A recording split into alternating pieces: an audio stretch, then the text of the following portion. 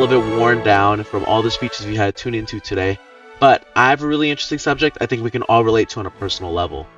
So, a quick rundown of my speech would be, there's a role, which just means job or position, that doesn't have to follow by the same rules everyone else has to. Not only does it do its job well, but it stops other roles from doing their job well. Best of all, it does these things easily. This would be the support role from Overwatch. Overall, I only want to go over two things: the ease of use of the support role, and the counterplay potential that the role brings to the table. Now, starting from the top, Overwatch is a player versus player hero shooter with an incredibly diverse and unique cast of heroes. It's based off of three main roles. The tank role, which consists of big people and robots with big guns. Secondly, this is the DPS role, consisting of smaller heroes with smaller guns. And lastly, if I can call the support role to the stand, these are the overlords of the game. They are tasked with the burden of keeping their team alive, have the tools to do so, and more. Here the problem lies. The support role doesn't necessarily just do the one job of healing their team. They are built for healing their team, but can also control space and can also gain eliminations. This is a massive oversimplification, but the support role does step on the toes of the other roles. They blur the lines versus what their role is supposed to do versus what the other roles are supposed to fill within the team. Secondly, the support role as a whole trends towards this uncanny ability to shut down abilities thrown to it by enemy team.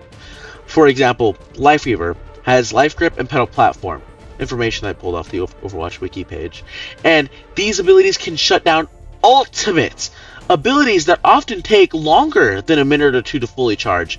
And these two abilities, Pedal Platform and Life Grip, can completely shut down the following tank's ultimates. This is over half of the current tank roster in Overwatch.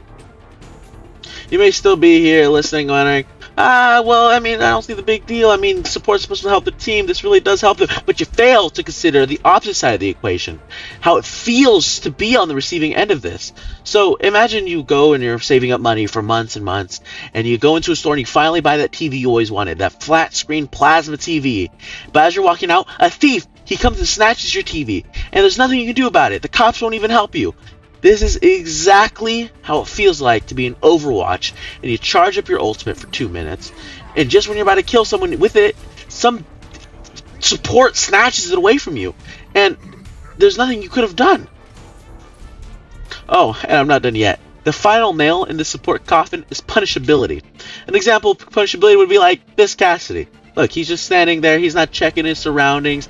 He isn't paying attention, so he gets punished. He gets punished by the Sojourner. She kills him. She won. But say it's a support, like Kiriko. She's standing there, not a care of the world. She's not paying attention. She's not playing the game. The Sojourner comes up. Boom. She's gone. Gust in the wind. No issue for our Kiriko here. No problem. Now, if hearing and seeing all this riles you up a little bit, gets you a little hatred, then good. Let the hate flow through you. However, let me flow into my next segment, the cause of the support role. Now, before I go bashing on anything, I don't hate the support role. I'm a Grandmaster 4 support player myself. I just feel I'm qualified to speak on these due to my high rank within the role.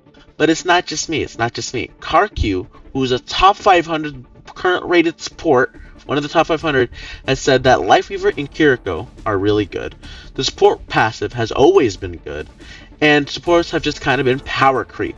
Power creep means they got more powerful over time. And it's not just him either. Frito from the Your Overwatch YouTube channel said just one season ago that healing power has the highest has ever been.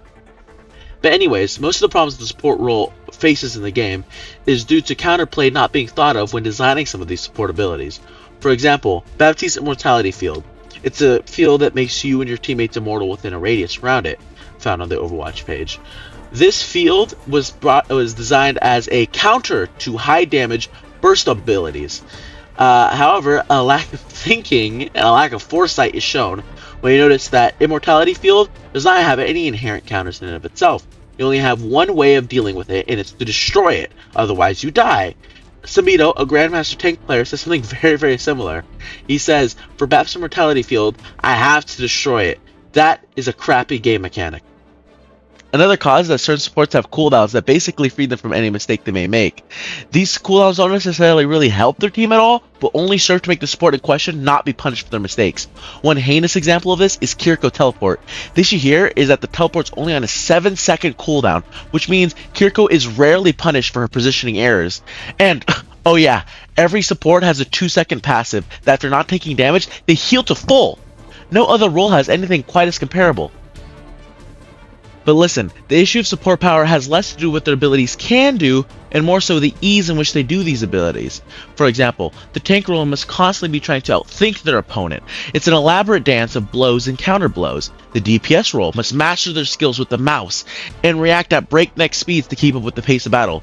The support role, however, is generally reactionary. They see what's happening and throw the equivalent of a gob of gum into this masterfully crafted machine.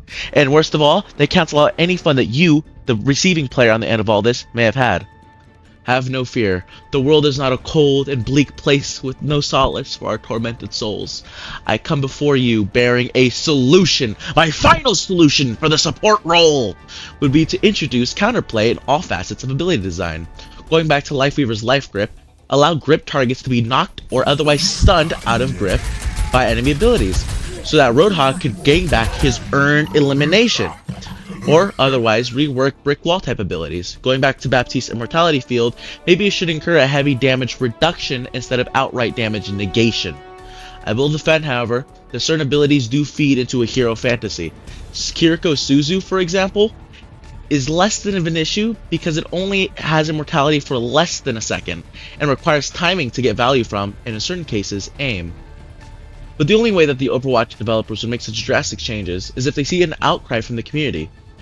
Blizzard, the company behind Overwatch, has even said, our developers watch the community forums for constructive feedback and player reactions. So, believe it or not, the developers do want the players to have a good time on the game. And even if you don't play Overwatch, think of it as charity work for gamers and oppressed and downtrodden people. And leave a post on the community forums discussing the support issue. Or if you don't want to, just leave a like on other posts discussing the topic so that Overwatch developers take notice of it. So, having gone over how the support role is able to shut down plays from the other roles with less difficulty than it takes to just shut off their enemy's computer, we discovered that the root cause of support problems is poorly designed support abilities, and the solution I presented was to rework these abilities that stifle creative play. And look, I do get it. You just heard some nerd rants about his favorite game, how it doesn't play how he wants it to. But I think of it as a war on principles. Should someone do what you do without having to work for it? Should someone who can run 1 mile be an Olympian? Or should someone who can run 100 miles? See, the principle that the work and effort you put into something, equaling the reward and value you get out, is being attacked by the current design philosophy of the support role. But anyways, do remember to love your fellow human, even if they do play support, unless they play Mercy, in which case all bets are off. But do make your voice be heard in the Overwatch forums, and remember, Overwatch has a future worth fighting for.